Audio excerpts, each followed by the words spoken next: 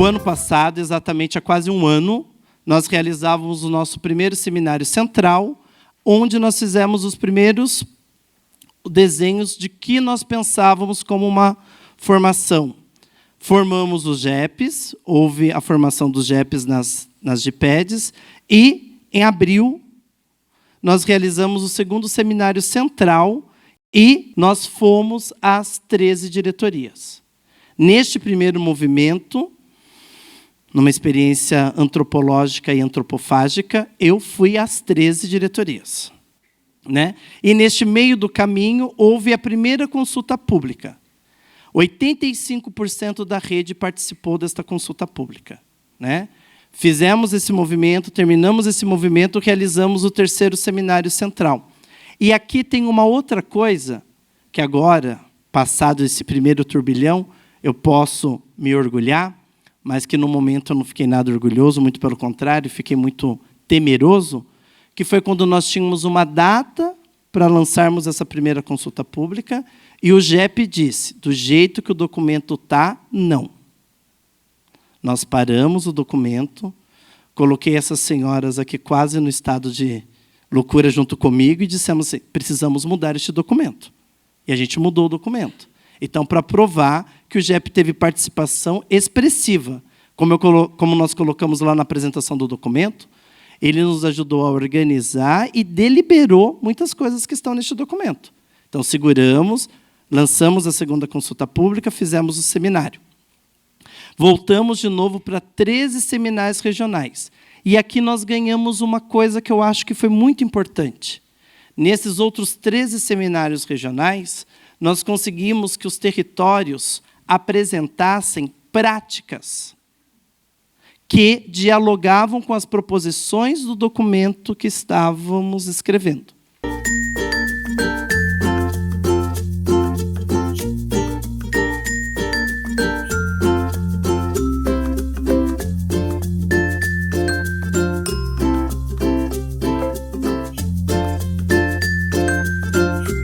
Afastei o que eu tinha proposto para aquele dia, né?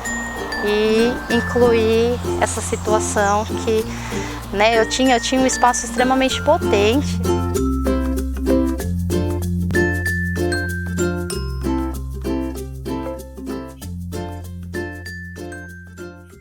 Então o documento ele começa discutindo um pouco o que é a educação e qual o papel da escola na nossa sociedade, né? Então, primeiro discutindo a educação como um processo social, que sempre aconteceu em todas as comunidades, né?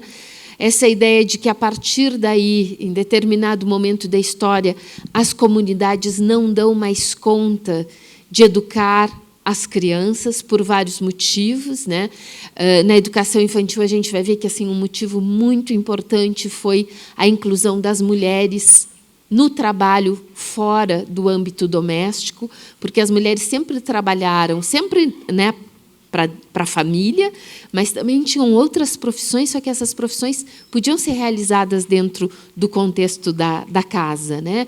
Lavar roupa, passar roupa, essas coisas podiam ser feitas, né, dentro desse espaço. E aí a gente vem uma história de construção de um espaço público, né, um espaço que as crianças vão poder frequentar e que é muito importante isso, porque se a família nos traz uma formação, a escola complementa essa formação, nos mostrando uma pluralidade de modos de ser. Então, a gente da família recebe, né, algumas ideias sobre como é que a gente deve ser, como a gente, quais são os valores dessa família, quais são as perspectivas que essa família tem. Quando a criança chega na escola, ela começa a aprender outros jeitos, começa a aprender outras culturas. Então, se a minha família, por exemplo, no Rio Grande do Sul, gosta de música nativista, escuta só música de gaúcho, quando eu chego na escola, eu vou ver que não é só esse o repertório musical, mas existem muitas outras coisas. Então, assim, a escola tem um papel importante nisso para a constituição da criança, para que a criança não fique fechada em quatro paredes, né? Mas para que ela possa ter um alcance mais universal. A escola tem também funções que são funções sociais, políticas e pedagógicas, né? E aí a gente pode ver do ponto de vista da comunidade o acolhimento que a escola faz, a ideia de que a escola tem um compromisso político em termos da igualdade de todas as pessoas, né? Nas sociedades desiguais que a gente vive, a escola não resolve o problema da desigualdade, mas a escola contribui para a superação, é uma das instituições que mais contribui para a superação das desigualdades, né? Na medida em que ela vai oferecendo novas oportunidades para as crianças, né? E uma função pedagógica que é essa, né, da ampliação do mundo, de fazer com que as crianças criem, né, cada vez mais curiosidade sobre o mundo, aprendam como resolver as suas curiosidades. Bem, se eu gosto disso, como é que eu posso ir além disso que eu já sei, né? Então, a escola tem um importante papel, principalmente nas culturas contemporâneas, né, nas culturas urbanas contemporâneas, onde as crianças passam muito tempo dentro delas. Então, assim, o nosso papel como escola aumenta, se modifica, né, nessa sociedade e se diferencia muito da escola de ensino fundamental, da escola de ensino médio, né? Há toda uma especificidade para a escola de educação infantil, para a escola que trabalha com a infância, para a escola que trabalha com bebês e com crianças pequenas, né? Esse primeiro capítulo, ele é um capítulo mais amplo, né, de discussão política, né? Nós retomamos, então, primeiro, a discussão do território, que a educação sempre se dá num contexto. A educação não é alguma coisa que se faz fora. Durante muito tempo, se pensava num único projeto educativo que pudesse atender todos os territórios. Bem, hoje a gente sabe que isso não é viável e nem é correto, né? O adequado é que cada território possa, a partir de uma ideia, né, defendida como bem comum, cada território contextualizar esse processo educativo, né? Então, o território, como o espaço, né, que dá o suporte para o processo educativo, nós levantamos 3 princípios fundamentais, que são princípios que estão incorporados no currículo da cidade. O primeiro, que é a questão da equidade, e algumas pessoas dizem, bem, mas a equidade substitui a igualdade? Não. A igualdade é um princípio já estabelecido, né? Desde a Revolução Francesa, ela é um princípio de vida nesse planeta, de que as pessoas têm direito. Nós não conquistamos a igualdade ainda, mas esse é um princípio já compartilhado com muitas pessoas, com muitos países, né? Muitas nações defendem essa ideia da igualdade. Bem, a essa ideia da igualdade, nos últimos anos, se trabalha um pouco com, num mundo desigual, a igualdade não é suficiente. Se as crianças têm experiências diferentes de vida, na escola, elas muitas vezes vão chegar com patamares diferentes, e a escola tem um compromisso de, numa ação equitativa, oferecer oportunidades para aquelas que são mais vulneráveis, aquelas que têm alguma marca, né, que mostram que elas têm uma diferença, e uma diferença como uma diferença que a escola pode trazer algum suporte para que ela enfrente em condições de igualdade, né? Então, essa é o compromisso da equidade, né? É ampliar e aprofundar a igualdade, não é substituir a igualdade. Isso é bem importante que a gente compreenda esse conceito, né, que é um conceito mais novo. A educação inclusiva também, a Secretaria faz uma marca que é um pouco diferente, porque durante muito tempo no discurso educacional nós trabalhamos com a inclusão pensando diretamente na pessoa com deficiência. Então, a inclusão, ela era esse processo de incluir uma pessoa com uma deficiência. Nos últimos tempos, né, há uma discussão no campo da inclusão, e que a Secretaria também adota, que é a ideia de que a inclusão ela é a inclusão de todos, não só das pessoas com deficiência. E que, no momento em que a gente viver uma escola inclusiva, ela dá conta das crianças com deficiência, das crianças que não têm uma deficiência, das crianças, né, de todas as pessoas, né? A ideia precisa ser muito mais ampla, ela não é específica para uma população, né? Se ela tiver uma proposta inclusiva, ela vai atender a todas as diversidades e deficiências que nós temos, né, na escola. E, por fim, a ideia de uma educação integral. Uma educação integral que seja como projeto integral, uma educação que integre, né, integre os saberes, integre a comunidade, a escola, quer dizer, esse processo social de integração, mas que também trabalhe com a integralidade dos sujeitos.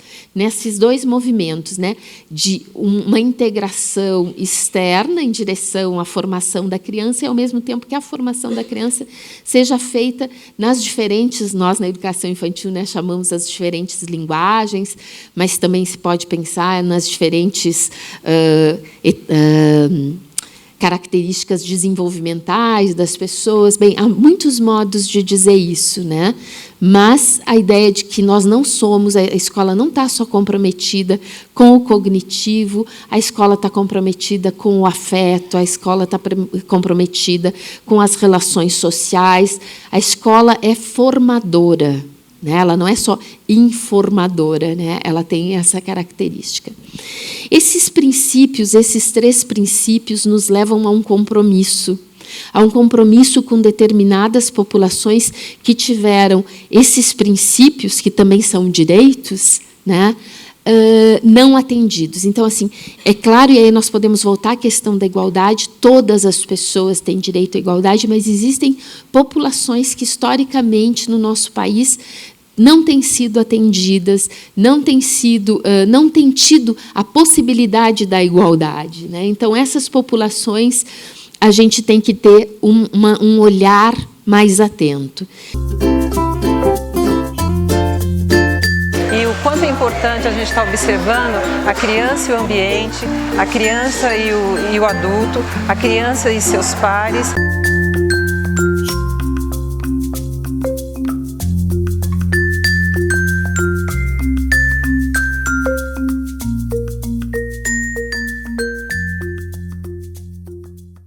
As ideias que esse capítulo contempla já estão presentes no currículo integrador da infância paulistana, nas diretrizes curriculares nacionais para a educação infantil, em toda a discussão que permeia os indicadores de qualidade da infância paulistana, em muitos documentos locais, nacionais e internacionais, né? Que é a compreensão de que a brincadeira e as interações são o coração do processo pedagógico na educação da pequena infância, né? A ideia, né, essencial de que o processo, que é uma coisa que é nova para todos nós que trabalhamos com a educação, de que os processos de aprender são processos ativos por parte de quem aprende. Isso é muito novo. A nossa escola é estruturada sobre uma ideia de que o professor fala, a professora fala e as crianças ouvem. E assim as crianças aprendem. As crianças leem os textos em casa e assim elas aprendem. E nós estamos descobrindo que esse processo, quer dizer, a ciência já tem mostrado largamente que esse processo é um processo diferente do que vinha, da forma como ele vinha sendo pensado. E, portanto, nós precisamos inaugurar nas nossas escolas, seja de educação infantil, seja de ensino fundamental, seja na universidade, nós precisamos criar nas nossas escolas uma nova cultura escolar. Essa ideia nos leva a compreender que as crianças aprendem quando elas vivenciam, e não sob a forma de aula, em que a professora fala ou que a professora diz o que a criança tem que fazer e a criança faz aquilo que a professora mandou, né? Então, pensar uma nova cultura escolar. As palavras-chave que que são os princípios orientadores que a gente vem discutindo, então, nesse capítulo 2, são interações, brincadeira, expressão,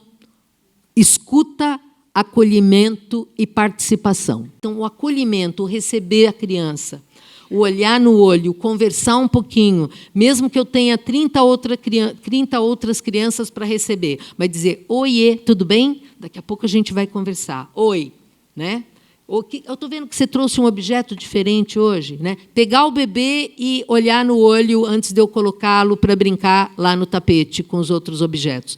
Esse acolhimento de famílias, de mães, de crianças, dos colegas, essa atitude de acolhimento, né? Então, nós vamos discutir ao longo desse documento, especialmente no capítulo 2, a importância do acolhimento como atitude permanente, como método, como forma de ser na escola. E por que a participação é importante? Porque, sem ser sujeito dos processos, as crianças não aprendem. Então, nós vamos discutir também um pouco o que é ser sujeito dos processos e como a gente traz as crianças para essa participação, né? Então, é um pouco aquilo que a Maria Carmen veio falando, de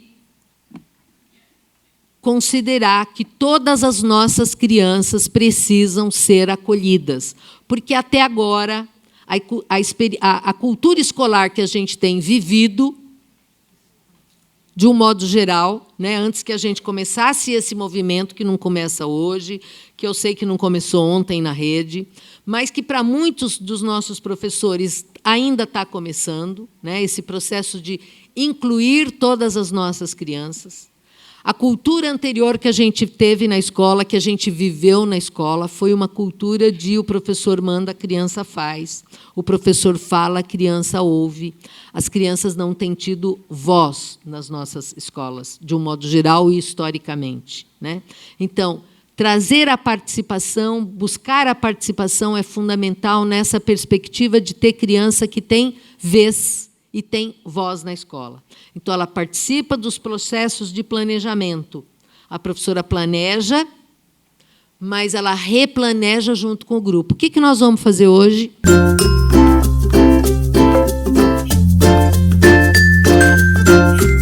Bom, a escuta dos bebês é algo muito singular, porque os bebês falam de muitas formas.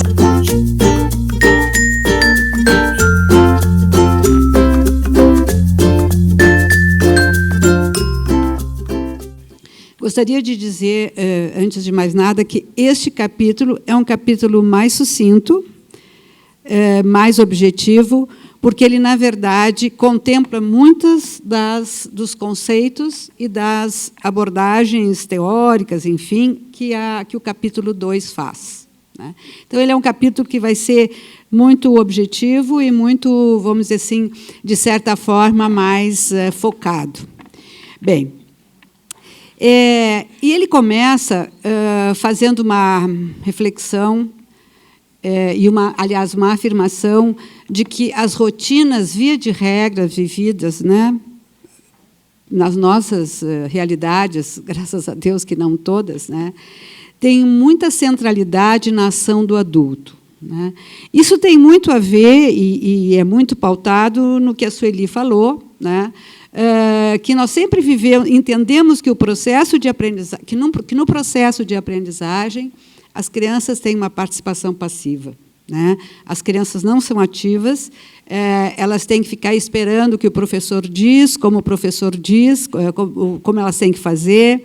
Elas fazem todas ao mesmo tempo, no mesmo momento, e essas rotinas são muito engessadas, né? Muito, vamos dizer assim, apertadas e muito definidas a priori. A gente vai fazer, quando chega, alguns joguinhos, depois a gente vai fazer uma roda, depois a gente vai para o pátio, enfim, está tudo muito acertado e muito pré-definido pelos adultos.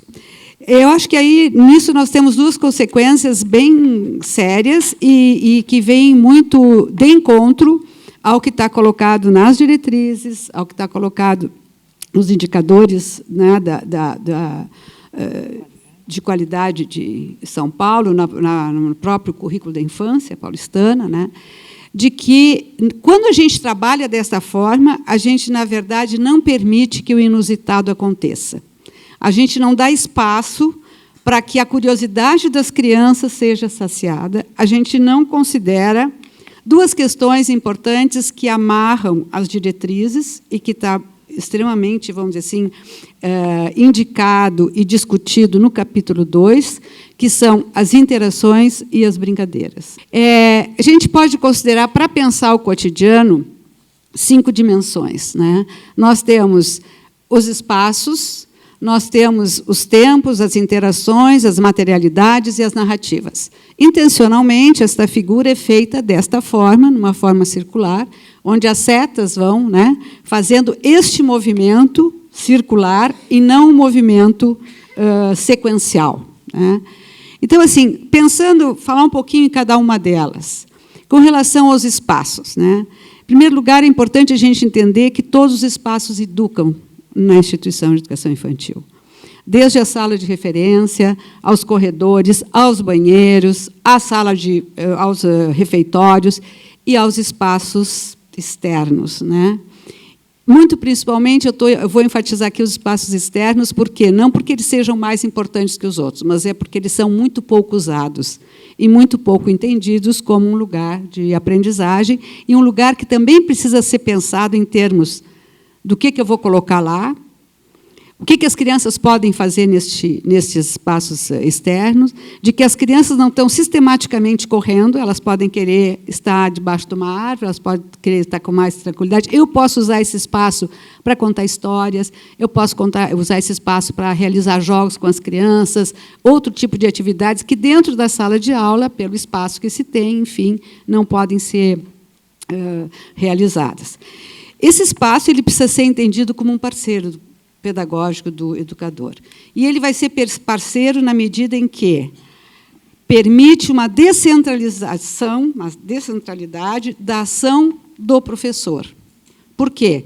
Porque ele vai possibilitar muito disso que a Sueli falou, que diz respeito a como é que eu trabalho com 30 crianças, como é que eu trabalho com 25 crianças, todas fazendo tudo ao mesmo tempo, e como é que eu trabalho diversificando este espaço, né, em espaços diferentes que propiciam o desenvolvimento de diferentes linguagens. Obviamente que é um espaço que não está dado, é um espaço que não está posto, é um espaço que é socialmente construído e é um espaço que vai permitir às crianças interagirem. Uma coisa é as crianças, é uma sala de aula cheia de classes, de mesas e de cadeiras, onde as crianças só podem interagir com quem está do lado delas, ou com a folha de papel que está na frente. Não há essa possibilidade de relações, né, que são importantes e que, na verdade, são os eixos que movem, que devem morrer, um dos eixos que movem o currículo. Com relação ao tempo, eu acho que esse é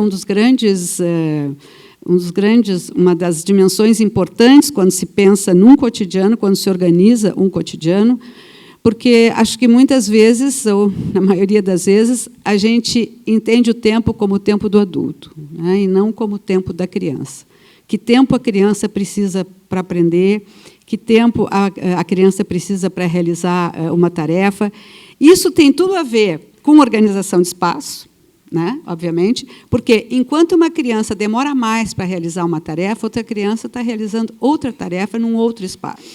Com relação às materialidades, que são, na verdade, os objetos que eu coloco à disposição das crianças, que não são qualquer objeto. Eu não monto uma casinha de boneca, por exemplo, com qualquer coisa, né, e sem ter o cuidado de que esses objetos vão promover diferentes enredos, né, que é uma ideia do Bruguière.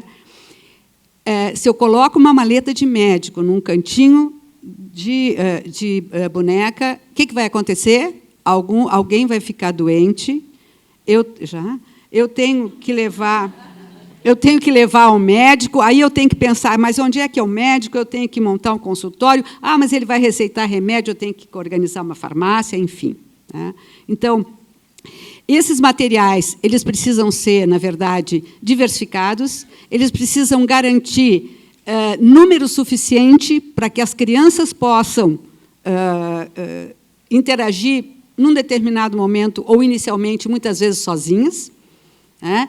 E porque eles, via de regra, principalmente os pequenininhos começam sozinhos, daqui a pouco tem 3 ou 4 brincando juntos, né? Mas, inicialmente, essa garantia de número suficiente de materiais é importante.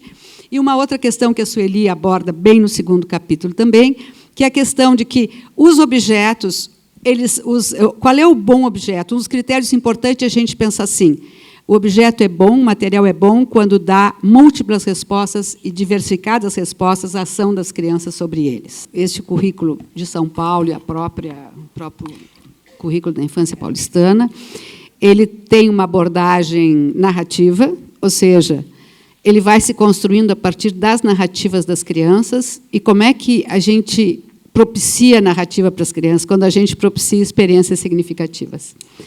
Como é que a gente vai pensar nos modos de organizar a vida na instituição? E aí a gente tem que considerar a instituição como um todo, a gente tem que considerar o meu grupo de crianças, e aí eu lembro muito assim dos aportes do que Madalena Freire já falava em 1983, né, naquele livro que até hoje é uma preciosidade, a paixão de conhecer o mundo, onde ela diz que a rotina, que a organização de uma atividade com as crianças sempre é reflexo do meu grupo de crianças. Então, ela nunca é igual. Nestes modos de organizar o espaço, no modo de organizar o grupo, nos cenários que a gente organiza, a gente tem que pensar, e é absolutamente plausível a gente atender os direitos que estão colocados, né, na base nacional, que é conviver, brincar, participar, explorar, expressar e conhecer-se, né.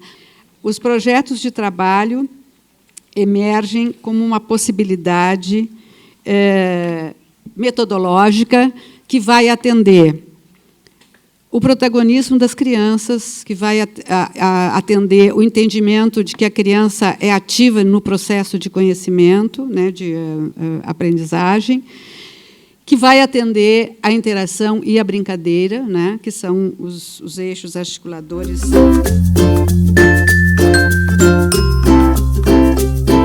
A participação deles, a participação também dos pais.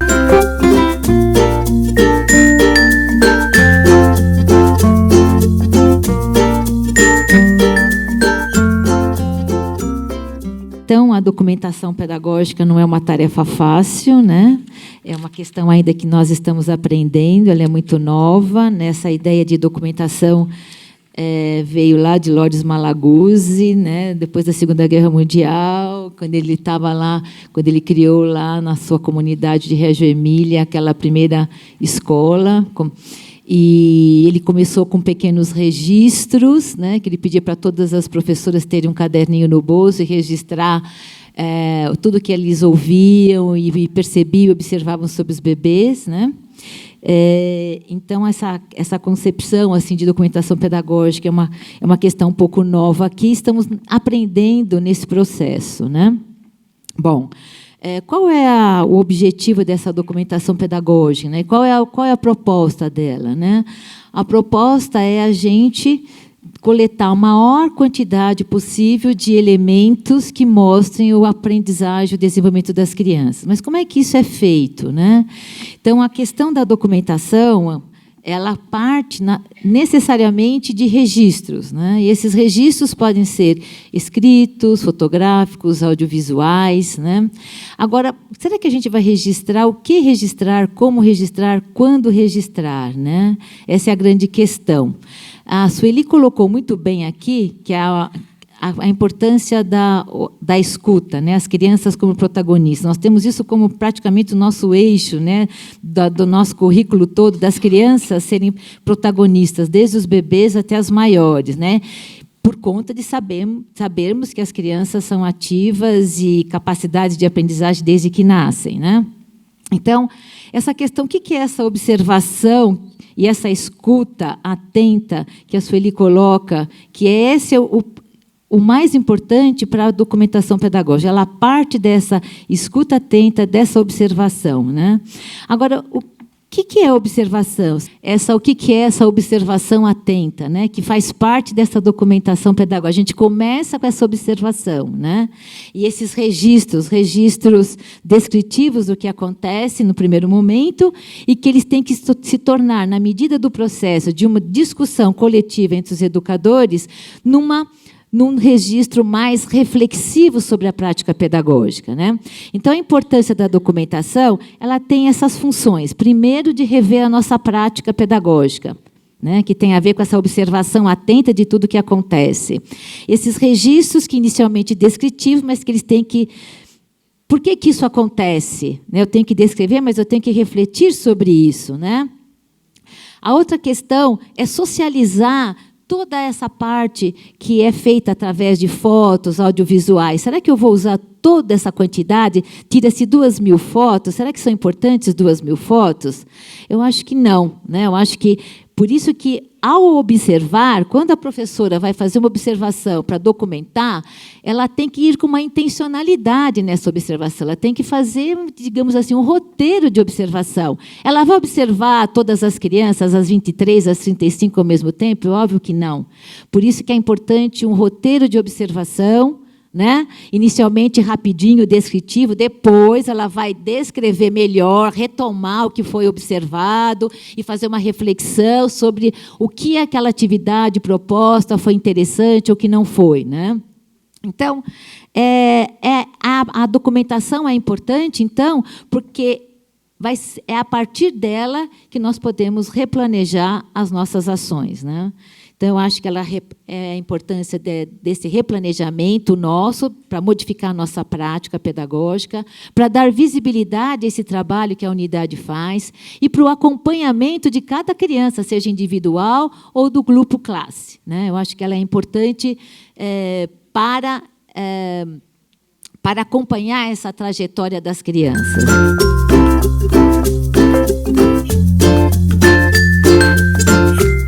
As crianças vivenciam situações que às vezes elas não teriam oportunidade em outros lugares.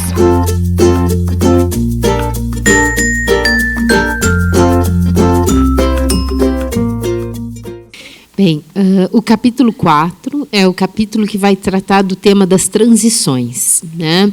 Ele é um capítulo que começa discutindo a questão de que a infância ela vai além dos 6 anos, né? Que a infância, ela, desde o nosso ECA, está lá escrito até os 12 anos, né? Então, assim, a defesa dessa concepção de infância, que é uma concepção de infância que as crianças podem brincar, que podem imaginar, que podem construir, que podem se divertir, que podem pensar e ser curiosas, e todas essas qualidades que nós temos atribuído às crianças e à infância, consequentemente, começa o texto com essa defesa. Também começa dizendo que o atendimento para as crianças a partir dos 7 anos, agora a partir dos 6, né? Mas assim, a escola primária é uma instituição que tem uma história muito mais longa, que inicia com o compromisso principalmente vinculado à alfabetização das crianças, né?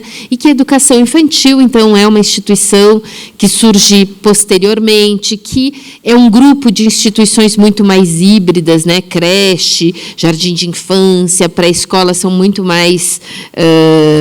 são diferenciados, têm histórias específicas e que nós estamos tentando, né, desde da Constituição, quando a educação infantil é criada, né, quando se cria a educação das crianças de 0 a 6 anos, e depois na LDB, quando se denomina isso de educação infantil, nós estamos tentando conversar entre esses dois segmentos da educação brasileira, né?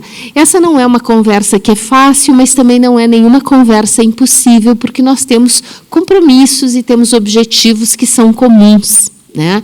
A questão é que nós, durante muito tempo, deixamos um pouco para as crianças vivenciarem essa experiência de sair de uma instituição para outra sem ter um apoio dos adultos, como se fosse uma experiência vivida por elas, sem que nós tivéssemos a responsabilidade de pensar sobre essa transição. E eu acho que o que a gente vem conseguindo, desde o momento em que a gente observa que isso é uma questão, que tem crianças que sofrem nessas mudanças, que tem crianças que têm dificuldade de adaptação, e que nós temos, sim, uma responsabilidade com as famílias e com as crianças. E, a partir disso, então, a legislação, por exemplo, quando se constitui a ideia de uma educação básica, né, que é a educação que atende na educação infantil, fundamental e médio, se pensa, né, e há uma discussão sobre isso, que é preciso que essas mudanças entre as escolas, que são importantes, não pode ser tudo igual. O que um adolescente precisa não é o mesmo que uma criança pequena precisa. São escolas que se organizam, que têm um trabalho pedagógico diferenciado, mas que isso precisa ser pensado na relação com as crianças.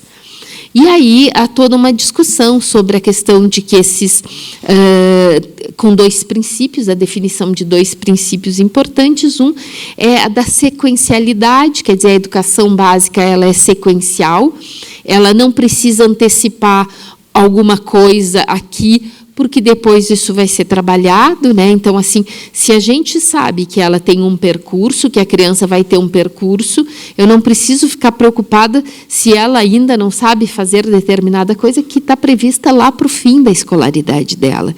Então, isso, de certa forma, tranquiliza e ajusta um pouco a questão dos currículos, né? Então, assim, que há uma sequencialidade, né? E que precisa haver uma organicidade entre os diferentes níveis. São distintos, mas tem que ter algumas coisas em comum. E, com isso, se pensa em construir, né, linhas de continuidade.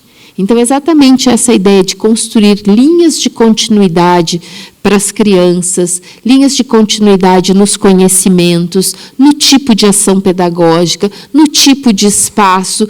Tudo isso são desafios para nós, né, da educação infantil e para os colegas do ensino fundamental, né?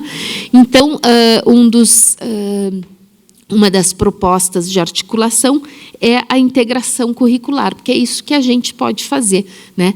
Planejar, organizar reuniões, quer dizer, integralizar o currículo para que as crianças possam viver transições de forma mais tranquila, de forma em que elas sejam desafiadas pelo novo que elas vão enfrentar, mas que elas não estejam inseguras para enfrentar isso, que elas estejam preparadas para enfrentar as mudanças que vêm por aí.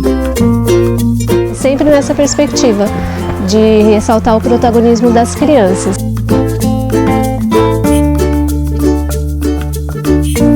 E é assim que ela aprende, na investigação. Ela propõe, ela escolhe, tudo isso é descoberta. A criança, ela tem em si mesmo a investigação, né?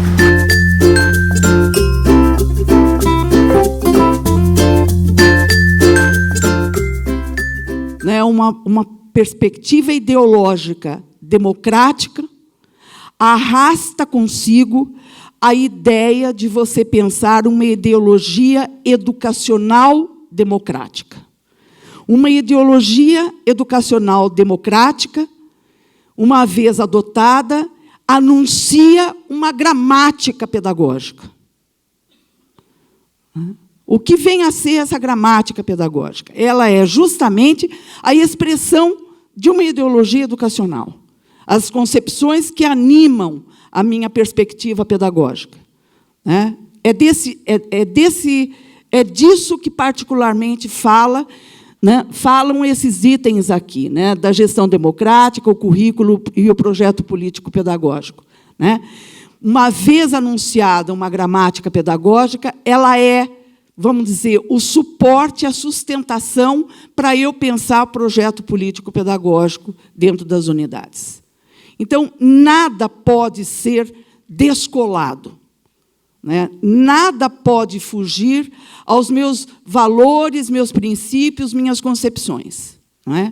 Então, é essa sinalização que esse documento tenta fazer nesse capítulo 5, e depois, num segundo item, nós vamos retomar a ideia dos grandes marcos políticos, né, que estão em defesa, portanto, dessa educação da infância no PPP, né?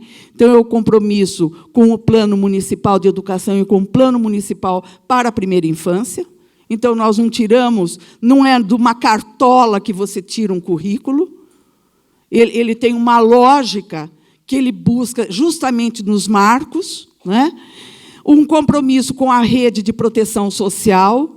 Nós temos que apostar muito mais nesse exercício, né? Porque, muitas vezes, as nossas instituições elas têm trabalhos muito desarticulados, muito em separado, todos com ótimas intenções, mas todos fazendo movimentos muito díspares e que não agregam, né?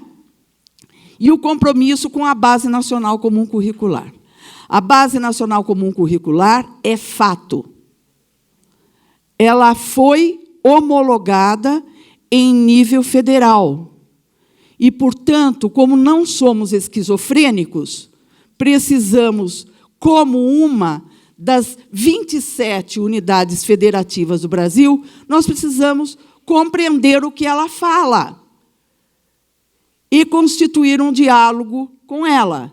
Eu fico muito feliz, porque sou privilegiada, assim como vocês, de fazer parte de um município que, porque tem um acumulado de conhecimento em nível de currículo, está num franco diálogo com a Base Nacional Comum Curricular, sem se submeter a ela, acriticamente. Porque nós temos estudos, temos experiências de municípios muito próximos a nós que não sabem o que fazer com esse documento. E nós estamos sabendo o que fazer com ele, fazendo, inclusive, valer o que ele fala na primeira página, na apresentação assinada pelo ministro da Educação, que é cada município e cada instituição buscar o seu currículo a partir de um guia, de uma Base Nacional Comum Curricular. Então, no final desse capítulo, nós trazemos o que foi possível neste momento de diálogo com essa base.